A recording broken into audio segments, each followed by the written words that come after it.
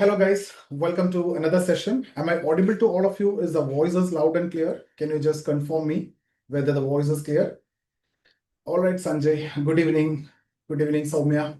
So we'll start the session. I hope there is no issue with the voice. Guys, in case if you are facing any problem from, the video or audio or the screen related issues, there is no issue from our end. Just log out and log in again. It will be all right. Okay. So remember that what we are going to do from here onwards for the next 45 days, this is not going to be a sociology syllabus completion course that we have already done. 90% of you have already attended. I think 80% of you at least have attended the course and completed the course with me. And some of you here are only sitting for test series and answer writing program. So you need to understand here, we are not going to complete the syllabus, which we have already done. So when you join the answer writing program, I'm assuming that you have either completed the syllabus yourself, or you have done it with me, or you have done it with any other mentors. So here we are going to master answer writing for UPSC main sociology for the next year, which is 2026, right?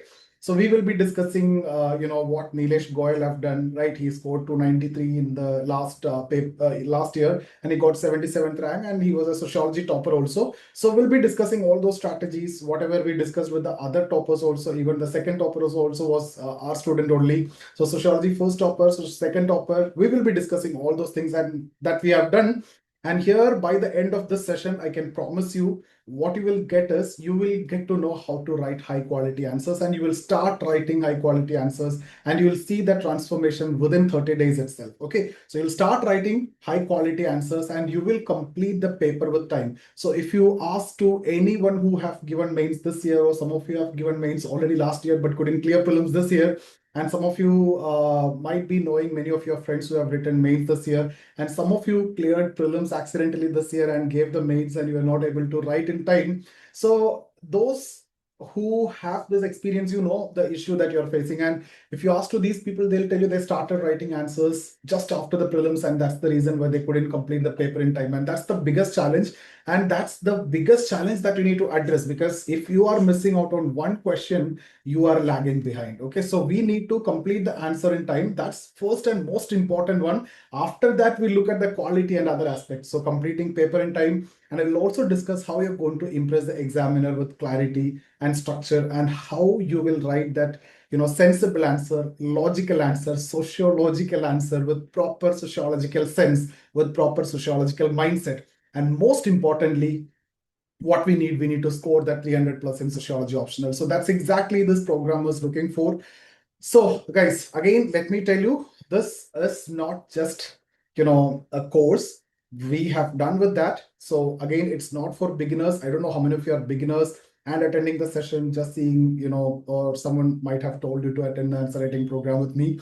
So I am basically assuming here that you have already done the basic reading of the syllabus, and we are going to proceed further. So here it's all about improving the content presentation, something which you already have. You don't have issue with the content. Any topic that we are going to discuss here, there is no issue with the content, which is already there. You have studied that.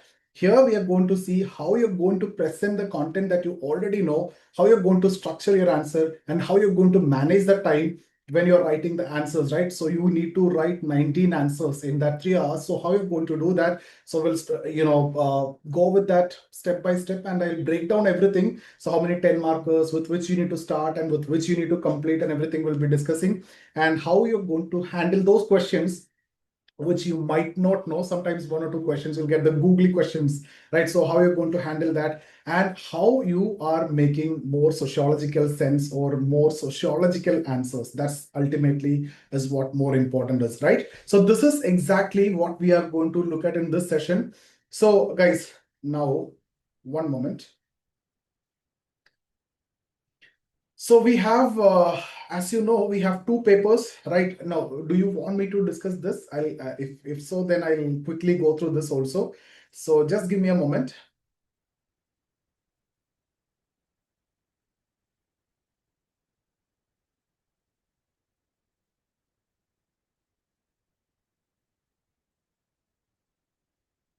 Right. Okay. So let's start with the structure of sociology optional paper, right? So we'll begin with understanding the structure, and that's more important when you proceed further. So guys, you know, there are two papers we have completed already, paper 1, paper 2, and each paper carries 250 mark, and you need to complete this in 3 hours. That means you have 180 minutes left. You have 180 minutes to complete this paper, and every paper you have 8 questions, which is divided into 2 sections. So there is a section 1 and there is a section 2, or section A and section B. Section A have 4 questions, section B have another 4 questions. Okay, now if you move further, let's break down the questions and let's understand the pattern also, the question pattern. So I told you there are 4 questions in section 1, 4 questions in section 2, out of which the first in section 1 and the first in section 2, that means question 1 and question 5 are compulsory ones, and each of these carrying 5 marks. Okay, so question 1, within that there will be 5 questions A, B, C, D, E. Question 5, within that you have 5 questions A, B, C, D, E, which means you need to attempt this 10 questions, which is compulsory. There are no choices for this. So question 1 carries 50 mark, question 5 carries 50 mark, right? 10 questions total. So 100 marks will be covered in that 2 questions, 2 main questions and 10 sub questions. So question 1, question 5 are compulsory, right? In fact, all the questions carry 50 marks. In that, subdivisions will be there. So here there are five compulsory questions in each of these. Each of them have 10 mark. So these contain 5 subparts, right? A to E and 10 marks, and remaining questions, question 2, question 3, question 4 in the section A, and 6, 7, 8 in section B, you need to attempt any 3. So we have 3 pending in section A, 3 pending in section B. You need to attempt any 3, but the condition is that you should not attempt all the 3 from section A. You cannot attempt all the 3 from section B. At least one must be chosen from both of the section, which means if you take 2 questions from section A, take 1 from B, or if you take 2 questions from section B, take 1 from A. After the compulsory 2 questions, that is 1 and 5, where you have 5 questions each. That itself covers 10 questions. Now here, each of these will be divided into 3 sub questions, right? In that, there will be 20 marker A, 20 marker B, and 10 marker C. So each of these have 3 sub questions, which means adding together, it will be also 50. So if you look at it, all the questions 1 to 8 have 50 marks. Out of which, how many you need to attend? 1 and 5 are compulsory, no choice. So after that, you have 3. So total 5 you need to attempt. 5 multiplied by 50, you have to attempt for 250 marks, right? And you have to ensure one thing, that rest of the 3 questions that you're attempting, one must be selected from, both sections, right? It could be 2 from 1, no issue, but cannot be like 3 from 1 section. I hope that part is very clear. Now, if you look at answer sheet, see, typically for a 10 marker, you are usually given 2 pages, right? So that means both sides of one sheet. If you're talking about one sheet, for a 10 marker, 2 sides will be given, and it is recommended that you write, slightly bigger and try to fill it. Okay, so fuller the pages, better it will look, right? So you can write in big handwriting also in that case. And in 20 marker, you'll be getting 3 pages, or generally you'll be given 3 pages, and sometimes you'll be getting 4 pages also. So mentally be prepared in either case, and you need to adjust your writing accordingly. So for 10 marker, you'll get 2 sides, and for 20 marker, typically 3 pages, and then some cases it will be 4. So you get prepared accordingly. And the simple thumb rule, the golden rule is this one: you must have to attempt all the 5 questions, attempt for 250 marks. This is very crucial.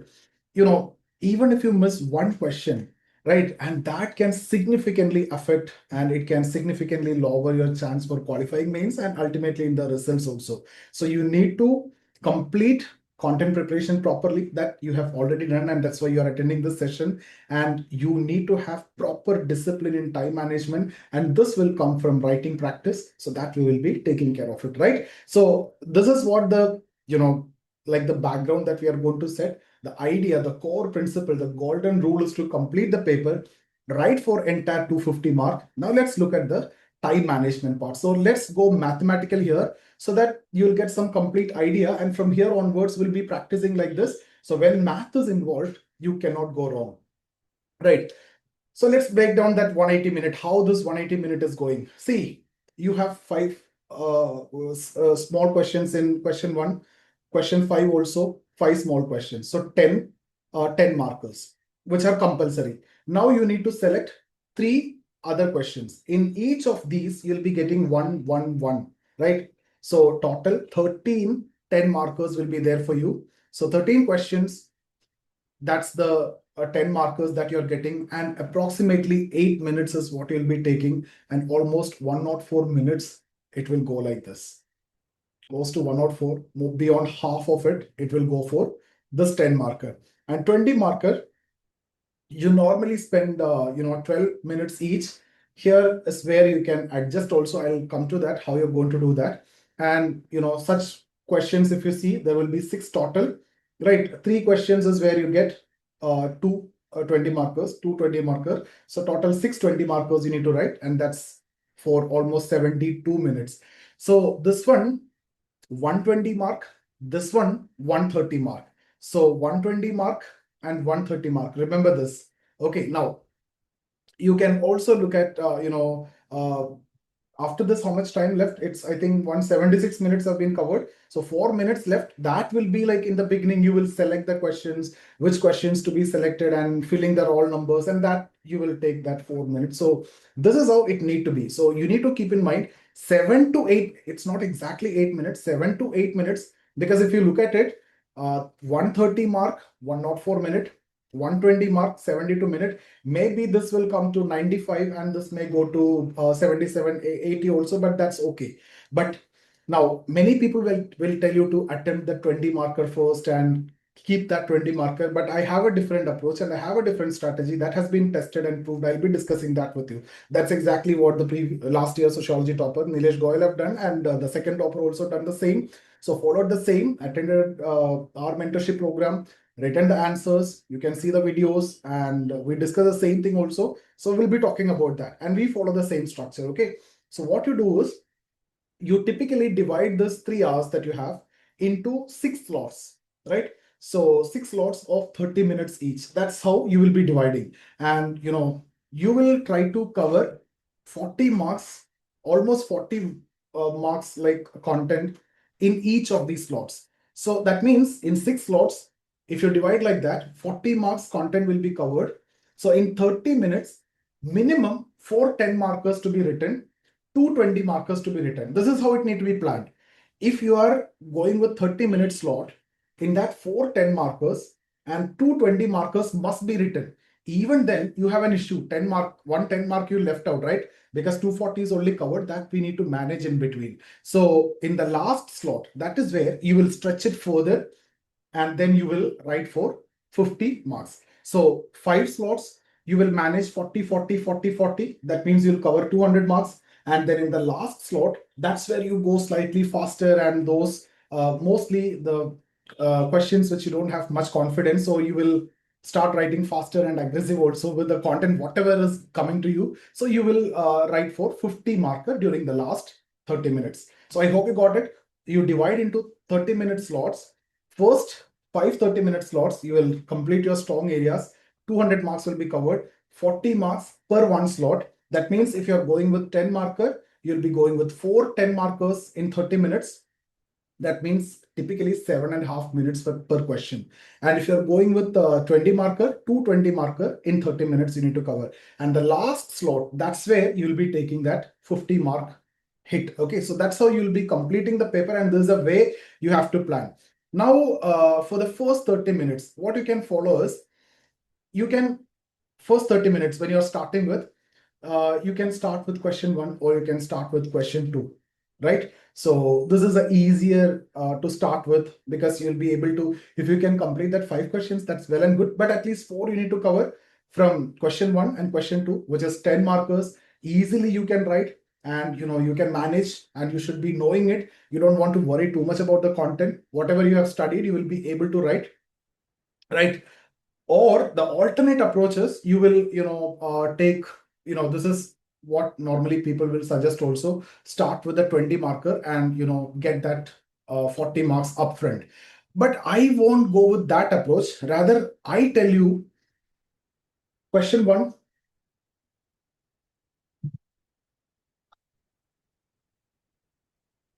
you complete 5 10 markers. Question 5, you complete 5 10 markers. And from the ones you selected, 10 markers you take first and you complete it. Only if you don't have knowledge about it, then you are leaving it. Later, we'll write something. Otherwise, you will be completing 10 marks. Now, think about this logically. When you're writing 10 marks, you have the confidence, you have the content, and you will write. And you will be rewarded also highly. 10 marker, it is very easy to get 6, 7 mark. And you can stretch to 8 mark also if you are writing beautiful answers. But you can stretch to 7 mark for sure. Right. So this is the idea. 13 questions, if you can get 6 to 7, that's the best thing that you can do. Because when you're writing the 20 markers, getting 12 itself is difficult. Getting 13 is very good. Getting 14 is rare. But 10 markers, getting 7, 7 each and getting 14 is easy. So we are looking for that reward that we are getting, right? So 10 marker getting 7 mark easy, 20 marker getting 14 mark is tough. But if you look at it, two 10 markers will give you 7 marks easy, right? If you have the content and if your presentation is good, 14 mark you're getting easily. But 20 mark question, getting 14 mark is tough. So which one is better? Go with that. And then, the approach will be like 13 questions. Simple, 10 markers. Try to get that 7 mark. 13 question, 7 mark, that will become 91, right? So how much? 91, yes. And then you have 6 questions left. Even, listen to this, even if you're getting only 10 mark in the 6 question, average 10 mark only, still you are getting 60, which means 151 you are getting. Now, if you are getting 11 mark on an average, that means 66. That is going to take you to 157. If you're making it to 12 mark, that is going to take you to 163. But make sure that 10 markers, you are making it a big deal and you are impressing the examiner and you are scoring good. Remember, scoring 7 mark in 10 mark questions easy and scoring 14 marks in 20 marks is slightly difficult. That much effort and that much content that you need to write and that you need to convince also, and you may get exposed. When you start writing a 20 marker, little more you may get exposed. But you can impress easily if you're daily. See, if you talk to me or talk to someone for a short time, you can impress anyone. Simple logic. If you start talking more, you'll get exposed. That's the logic here also. So my opinion, and start practicing like this only. First question, fifth question, take all the 10 markers, complete that 13 questions right up front. And even if you take that 1.5 hour for that, it's okay. Well, not 1.5 hour, even 10, 20 minutes more also, 10 minutes more also, it's perfectly fine, which means 100 minutes you take, it's perfectly fine. 80 to 75 minutes is enough for rest of the questions. And there you can see, since it's 20 marker, it's not necessary that you need to write entire 3 pages also. You have the flexibility to write in 2 pages as well. So sometimes it will become, you can adjust the time there, right? You can make it a bigger writing also, and you can make it fuller also. So there are a lot of flexibility you get once you complete. You'll get the confidence, you'll get the flexibility, and you'll get that advantage that you are done well in the 10 markers. So that's how it should be. That's my approach, and that's what the toppers have followed also. Those who followed my approach last year, and that's how he got that to 94. Okay. Now next one.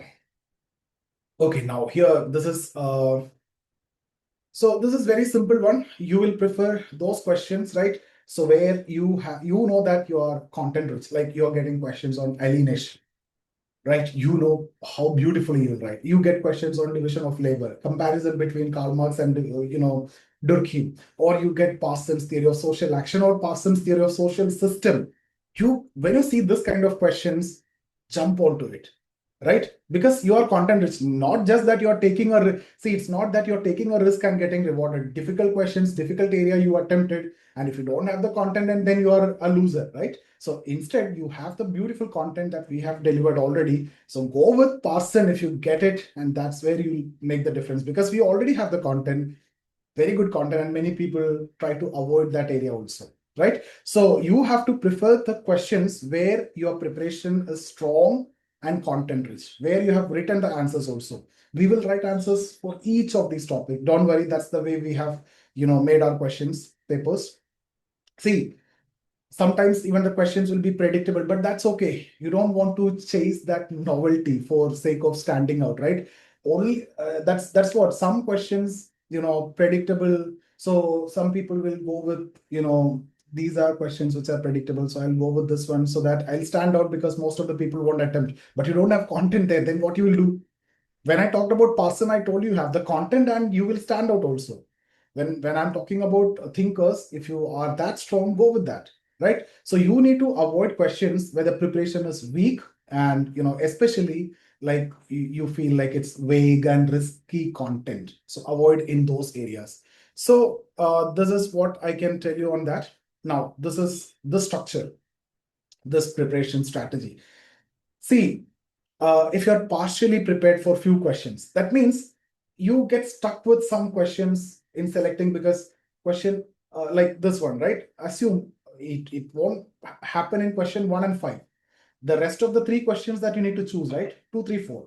So these, I'm not talking about that 2 questions which are compulsory. Other 3 questions. In that, you have 3 scenarios, A, B, C, right? So you may feel that I don't know C, or I'm weak in C, but A and B are very strong. Remember, A is 20 marker, B is 20 marker, which you are strong, and C you are weak.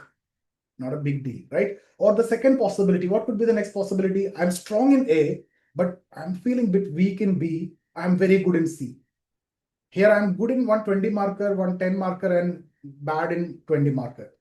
Third possibility, I'm weak in A, I'm weak in the 20 marker. B is strong, C is strong. Now you see which one I'll select. I'll select obviously the first one, because I'm strong in the 20 marker, I'm strong in the 20 marker, 10 marker, it's okay, I can manage. This is how you will choose, right? If you are, but I don't want you to come across this kind of scenarios unless they're asking any such kind of very much unpredictable questions, random questions, which is not there in the syllabus. You should not come across this kind of scenario, right? We are thorough with the syllabus, we have completed the syllabus, and we are writing the answers, we are going full prepared. So I don't think that you will come across this situation where you feel weakness in any of the question which has been asked from the syllabus. If something comes out of the syllabus, a Google is coming, then it's okay. And then only I'm talking about this scenario. Otherwise, see, we are good in every topic. We should not, face this scenario.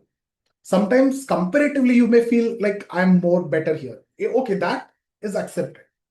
Not about the preparation from a topic which is asked from the syllabus. Cool. So in such case, here, which one you will select? So we discussed this one, right?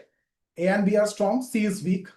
So you will definitely go with this one, because 20 markers here, 40 mark you are strong, 10 mark we can manage. Even if you are weak in C, sometimes you write, you won't get exposed much because very less only you need to write. But if you are weak in any of the big question, when you start writing more, and if you are weak, you get exposed more. So out of 20, you may get 7, 8 mark. But it is, even if you're weak, you can score 5, 6 mark in the 10 markers.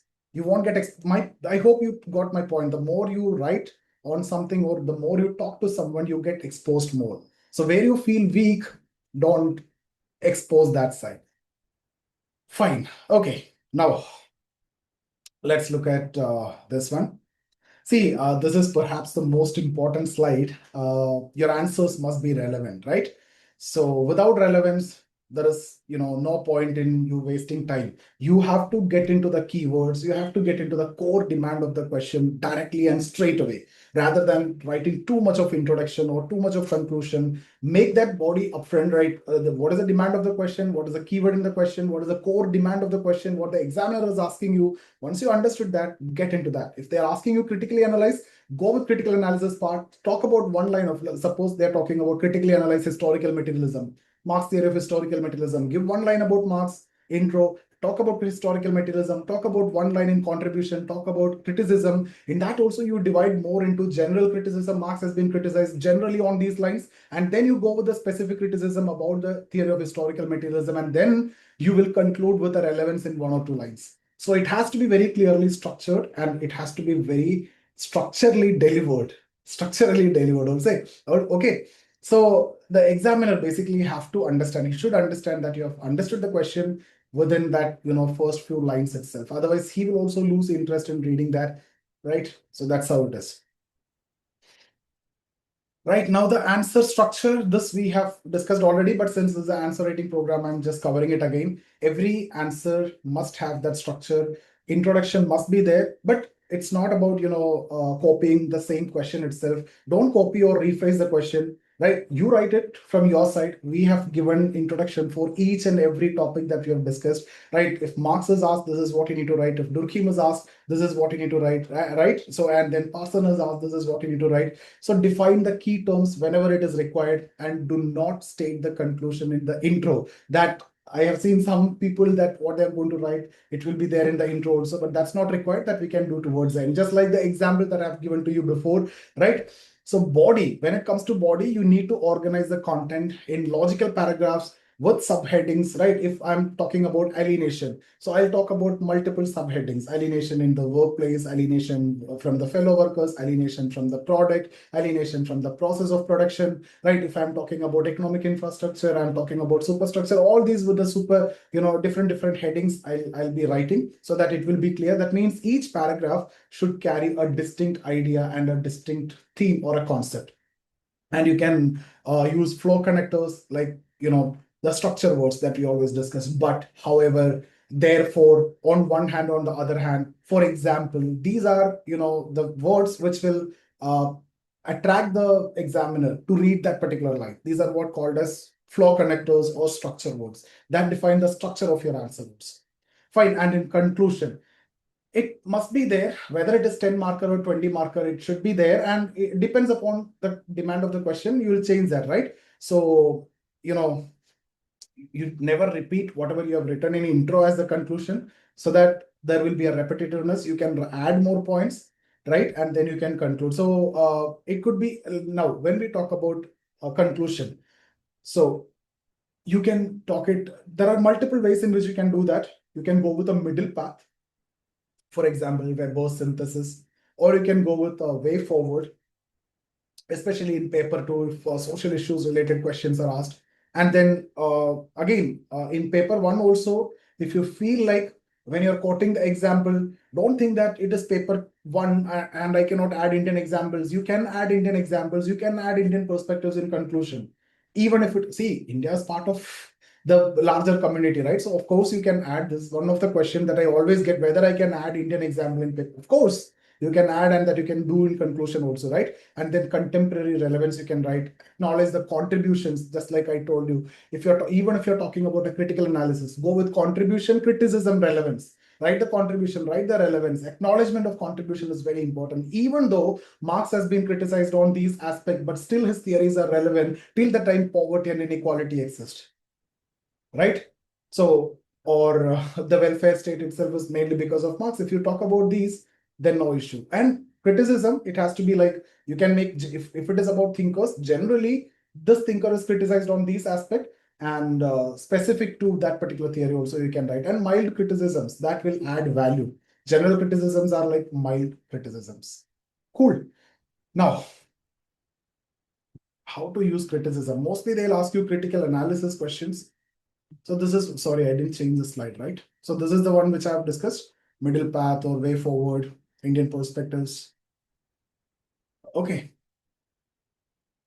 fine.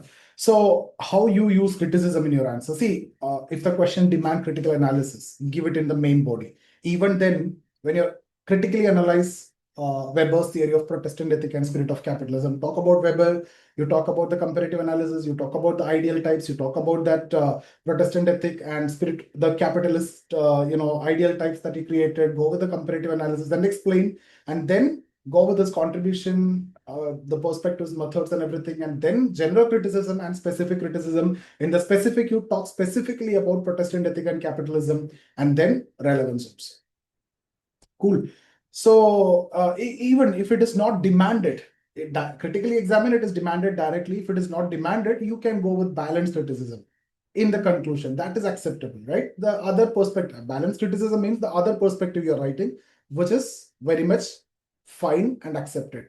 Again, one point that you need to keep in mind is we never want to end an answer with a negative tone. That's why I've given that structure. I've told you to end it with a relevance. right? Even if the question is about critical analysis, you will end with relevance. So think about a neutral question or a normal question. You can never end with a relevance. Even a critically analyzed question also, I am ending with a positive note, right? Or a way forward.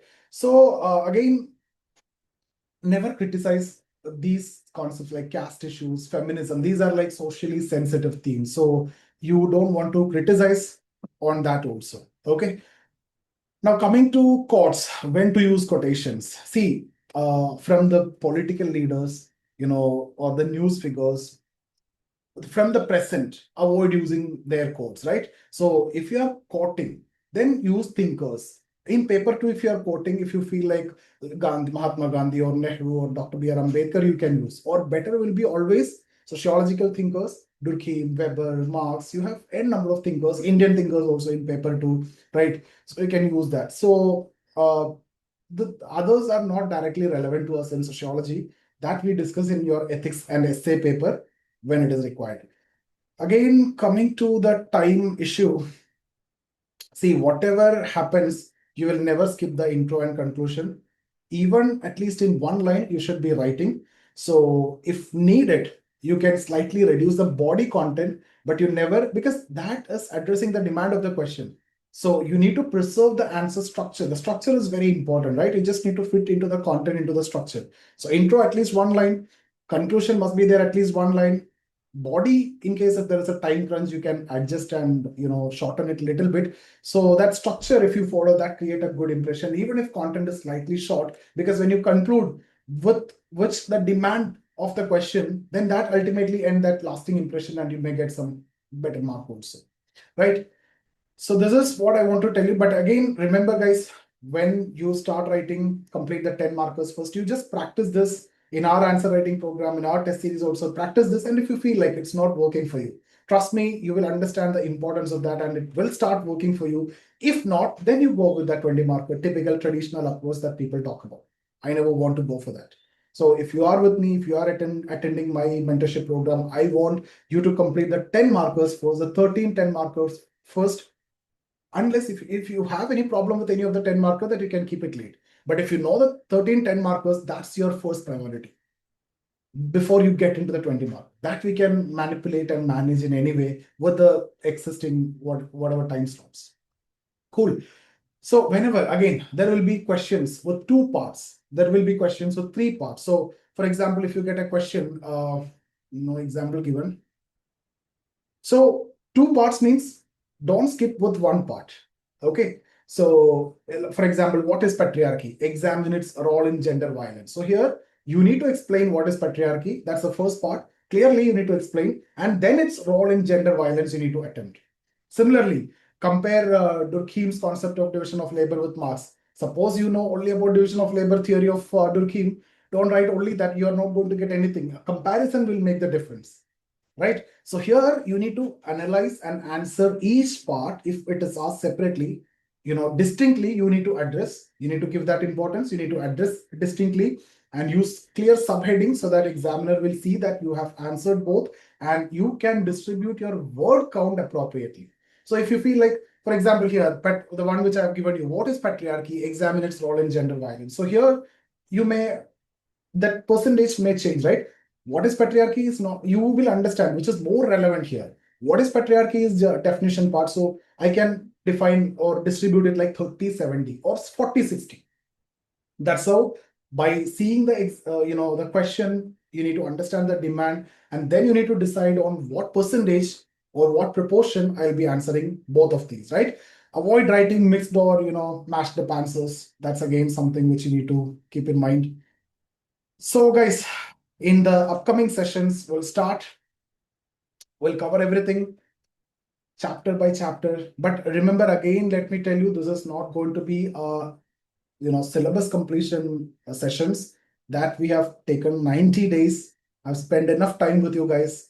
Now here, this is another 45 days where we are going to cover answer writing. So what you can expect is how to make answers more sociological, how you are going to cover the paper in time, just like one simple strategy that I discussed now. We'll be following that only. 10 markers first, score maximum in that, then comes 20 marker. It's not like 20 marker is big and I want to score that upfront. That's not the case. Scoring 7 mark is easy in 10 mark and scoring 40 marks is difficult in 20 mark. So scoring 7 marks are easy and the same time is what you need to give also. Cool. So we'll also discuss how you're going to include current affairs in GS, the paper 2 especially. I'll give you the current affairs that you can add in each of those topics where current affair relevance is there. And we'll also discuss how you're going to differentiate GS type answers. And I'll also tell you what all, things from here you can use in your Indian Society of GS1. Okay. So many people used to ask me whether I can use these important keywords in GS1. Of course you can use. That shows that you are an expert. What is the problem? Is that a limitation that you have some sociological knowledge and that you are a sociologist? No. Right? If you have the keyword, that means you are an authority in that. So you are proving that you know the stuff. It's not that this guy is a sociologist and you have written this answer, you won't get that mark. No, you get more mark. Right? So we'll also discuss how you're going to handle those questions which you are not aware, the googly questions, right? And then we'll also write answers live and we'll see how we can improve. Cool. So that's all what we are going to do in the future. Guys, we are done with the session. Any questions we can discuss now? I'll be here for another 10-15 minutes. Yeah, when we start the actual session, we'll be spending more time. This is just an intro part. So we'll start from Monday. Cool. Yeah, let me stop this recording and then, I'll be sharing those recordings also with you guys. If you have missed out, no issues. You'll get it. Cool. So tell me, Rashmi, just 1 minute. I'll stop the recording.